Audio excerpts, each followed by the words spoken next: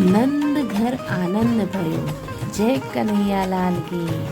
आज जन्माष्टमी के इस पावन त्योहार पर कान्हा के भोग लगावे खातिर मोहन पेड़ा से बढ़कर का हो सकेला।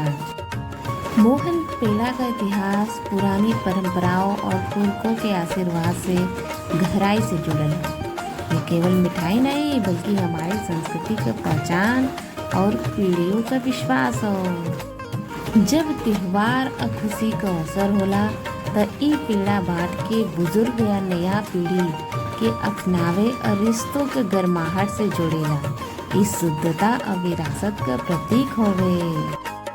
तो फिर देर का करत हुआ, जल्दी से जा रसोई में और ई मोहन पेड़ा बनावा, कान्हा जी के भोग लगावा।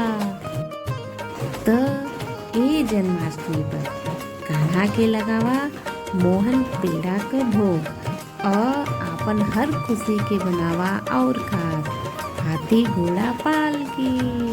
जय कन्हैया लाल।